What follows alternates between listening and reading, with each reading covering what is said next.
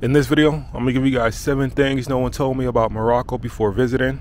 Hopefully this video helps some of you guys who are thinking about traveling soon and want to learn a little bit more about the culture, so when you get here you're not caught off guard. I'll say definitely culturally, when it comes to this country, it's very unique, and we're going to touch on a few things. So without further ado, let's get into the first one. Before visiting Morocco, I thought everyone here was considered basically an Arab, but come to find out that's not necessarily the case. They have an ethnic group here called Berber, which I believe in the local language, if you want to get super technical, is Amazi.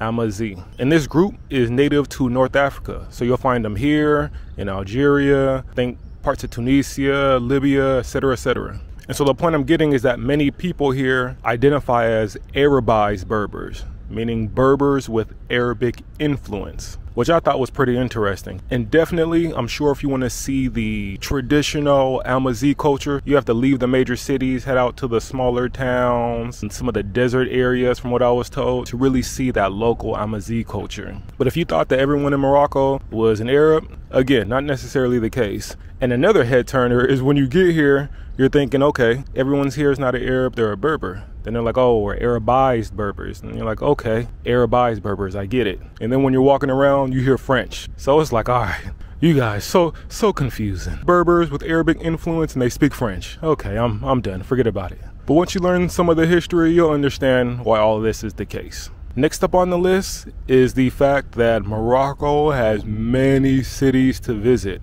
Before coming, the only place I really heard of was the city of Marrakesh. And I heard so much of this place that I actually thought it was the capital. I didn't find out till right before visiting that, oh, this isn't the capital. Nor is Casablanca. It's a city called Rabat. But anyways, there are way more places to visit. So again, you have Marrakesh, you have Casablanca, Rabat, you have Tangier, a city called Fes, Agadir that's down in the south, and many more, which is one thing I love about this place. They have a little bit of everything. If you want the beach towns, the imperial, old-fashioned cities. If you want something a little bit more modern, they have that. They have a great mixture. And this also leads me into my next point, which is the fact that all of these places are easily connected because they have a great train system here. There are times when I arrive in a country and I want to visit multiple places, but their public transportation system isn't the greatest. And although I'm a little bit adventurous, I have my limits. I don't want to have to catch a bus for 4 hours and then ride on a donkey for another 2 hours, then climb up a mountain to speak to an oracle just to get to another city. And again, this brings me back to Morocco. The train system they have here makes it great if you want to plan a trip where you visit different parts of the country, because you can go from Marrakesh to Casablanca, Casablanca to Rabat, Rabat to Tangier. You can hit up Fes, Agadir, and the train prices are very affordable. The trains are nice. They have a high-speed one that was smooth, quiet, relaxing. So all in all, I didn't know that the public transportation infrastructure was that good here. Moving along, we have the food. Now, disclaimer, the first time I ever tried Moroccan food was back in the US. It wasn't the greatest experience. I'm not saying the food was nasty, it's just the flavors, I wasn't used to them. So because of that, I had a bad outlook on the local cuisine. But let me say that after my trip here to Morocco, I find the food very delicious. Let's start off with the national dish, which is the couscous. It's very light, and when I say light, I mean it's not super sugary, salty, nor fatty. So I consider this sort of like a post-workout meal if you want something healthy, because you have the couscous grain, the vegetables, and then I usually get mine with chicken, and chicken is very light. So just all in all, it's a healthy dish. But I will say my absolute favorite was these, it's like a sardine ball meal, which was phenomenal. It had bell peppers, like a tomato-based sauce, some other vegetables thrown in there. Whew. And then you can take the bread and dip it.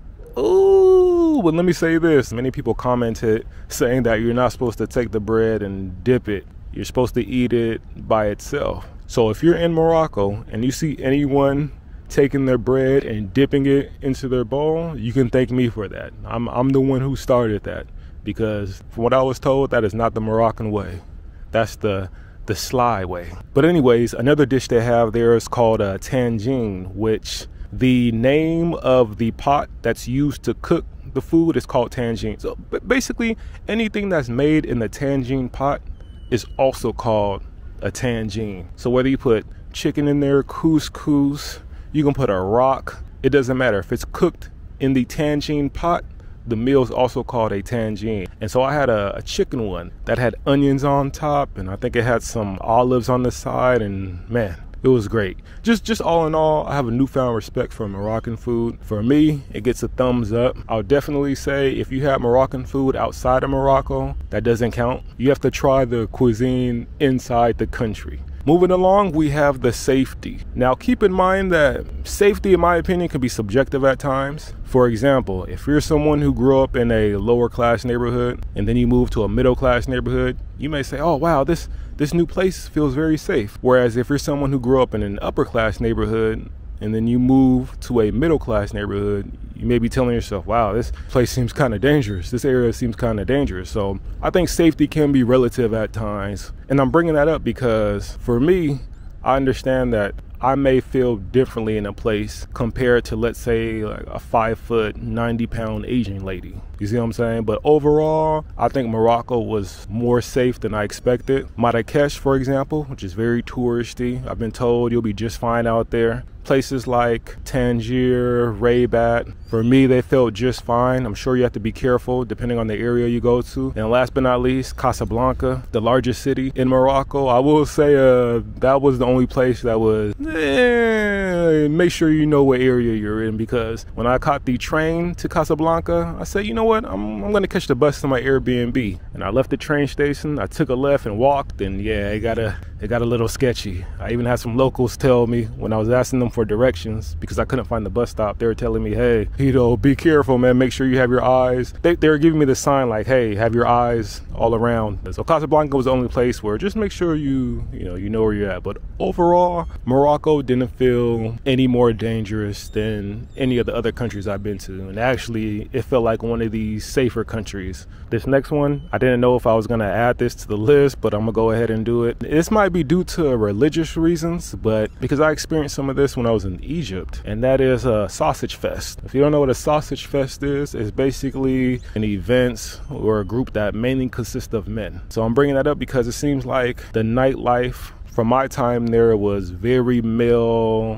dominated. Majority of people definitely that were out and about were men. I just didn't get the vibe that, Morocco is a place where you go out at night to like quote unquote pick up chicks and try to meet local girls at the clubs. I'm sure foreigners, tourists, definitely, but like the local Moroccans, I didn't get that vibe. Keep in mind, disclaimer, I did not go inside any of the clubs. I just walked around the areas. But even from what I've heard, in the clubs, it's really no different. There are predominantly males inside of the clubs most of the time. So take that for what it's worth. The point I was making with this, I didn't realize that, again, maybe due to religious reasons, that certain places, when it comes to the nightlife, there's gonna be a lot of dudes. The ratio is not gonna be in the guy's favor. And last but not least, we have the dry lips. I think this is the 7th one. I said 6 things no one told me, but I might have to change the title to 7 things no one told me. I'll see. I think this is number 7.